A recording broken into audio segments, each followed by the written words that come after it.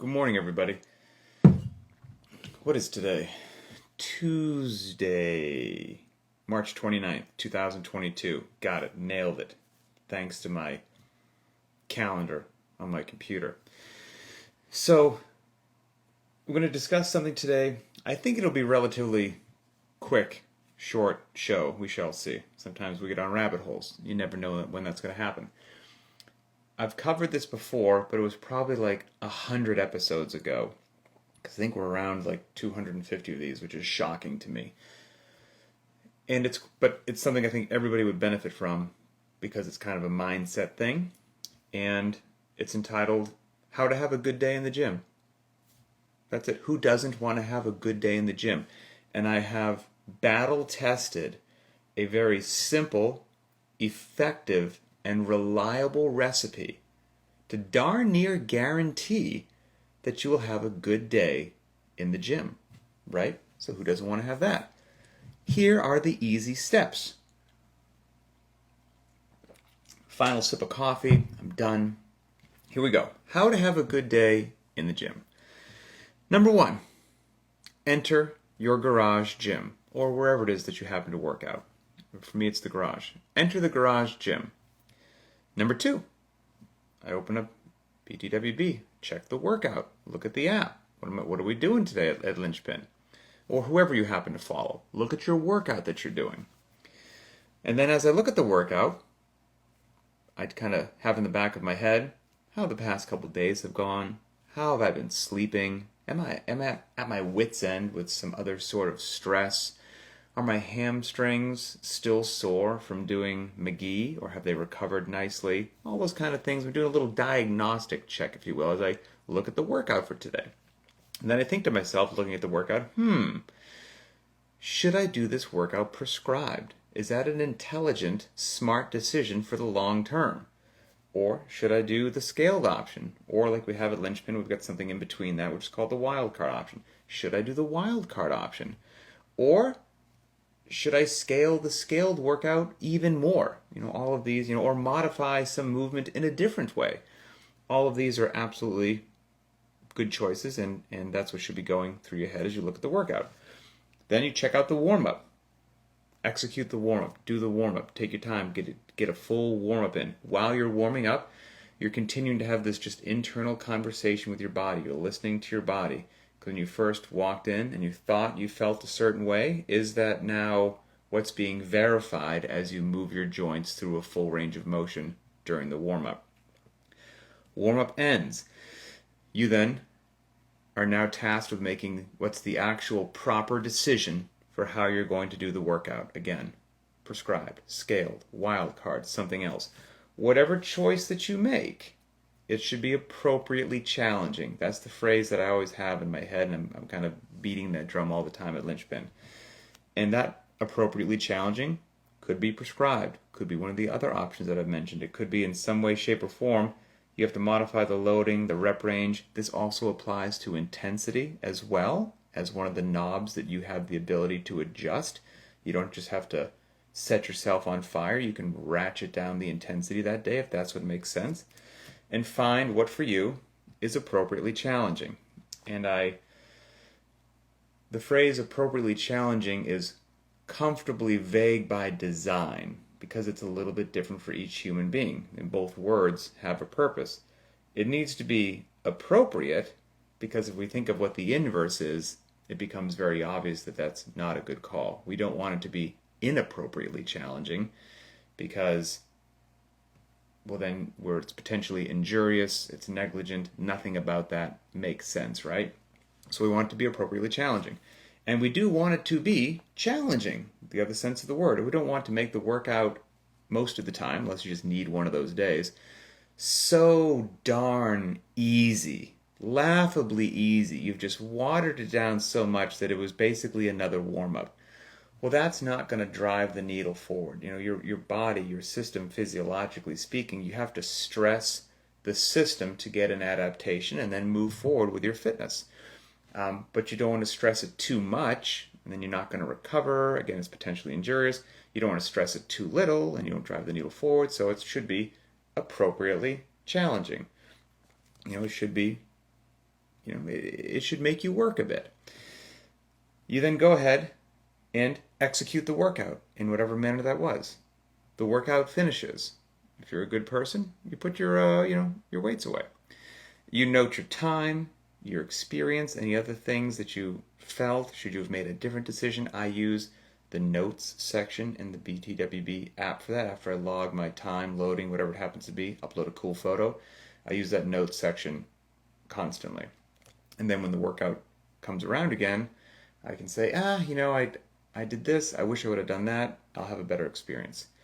You then cool down, stretch, and enter your home and carry on with your life, injury-free and ready to train again the next day. If you do that, that's the recipe. That's the whole story. That's a good day in the gym. Now notice there's one key thing that I did not say is necessary to have a good day in the gym. I did not say that you had to PR or PB, depending upon where you live. That is not required to have a good day in the gym. If and when PRs or PBs happen, fantastic. Celebrate it. Shout it from the roof. Go find somebody to high five. That's fantastic. But that is not the sole factor which determines whether or not what you did in the garage gym that day was a good day or not. Getting in the workout, making a smart decision, challenging yourself appropriately, cooling down, stretching, walking back into the house injury-free, ready for the next day, that's a good day in the gym. Now here's the deal. Why this is so, I think, important, and took me far too long to realize this, is that no one workout is the one. No one workout is the one that makes all the difference in your lifelong fitness. That's not how it works. Those good days in the gym, you keep having them. They lead to good weeks. Good weeks lead to good months. And if you're having good months, you look back, you had a great year. So when you start to add up all those individual pieces, the sum is greater than the individual parts. Good days lead to good weeks lead to good months lead to a great year in the rearview mirror. And that's what we're going for. And none of that happens because of what occurred on one singular workout. But quite the opposite could occur. If you let that pesky ego get into your head and you think that you have to PR to have a good day in the gym. You're not going to be happy with a good day. It has to be a great day. Every day has to be a great day. Every single day better than the last. Always have to outdo whatever the last time you did was. Eventually your body won't be able to cash that check. And if your ego is still writing those checks, well then, I hope this doesn't happen to anybody, but you are really rolling the dice on tweaking yourself a little bit, straining a little something, and then you're down for whatever it is, 1 to 4 weeks. And that sets you back so much further than just accumulating good days in the gym. Accumulating good days in the gym. That is the long-term strategy right there. You know, my good buddy, Adrian Bosman, that we do the Varied Not Random podcast together, he's got a phrase that I liked very much, and I stole it, and I've been using it all the time with the Linchpin community, and I'm happy to see that the Linchpin community has been posting with it, not only on Instagram, but in our private Facebook group as well. You know, Boz kind of sums up this same thing that I just mentioned and talked about as having good days in the gym. He just says you're putting bricks in the wall. You're building a wall of fitness, and each workout is just a brick. And it's not any one individual brick that makes the entire wall strong. It's just that every day you put another one in, you put another one in, and over the course of time, you have built a really robust, high, sturdy, strong wall. So we're just putting good bricks in the wall. That's all we're looking to do. I also, just the way that my mind works, you know, I follow Bill Henniger from Rogue on Instagram, and on his Instagram stories every now and then, he'll just have a photo of a rock pile that I believe somewhere on his property. I don't know if there's a trail that you walk or something that you have to do or whatever it is, but it seems that every time he walks by this pile, he drops another rock on this pile. And so I've been following him for quite some time. And initially, there was just rock number one, and then there was a couple rocks, and then there was a small handful of rocks. And now, the rock pile has grown pretty darn substantial, and as he throws another rock on there, it rolls and it kind of has like a pyramid shape to it. Well, if there's just one or two rocks there, regardless of their size, right, they're relatively easy to move or push around. Well, now, if you've got, over the course of several years, a few hundred rocks in that pile, the small rocks, the big rocks, the medium rocks, all of them together kind of coagulate. I don't know if that's the right word, right? But they kind of adhere together a little bit, and now they all make each other stronger, and it's really difficult to move that pile. That pile that started small, with each additional rock that's thrown in it, it becomes stronger and stronger and sturdier and sturdier.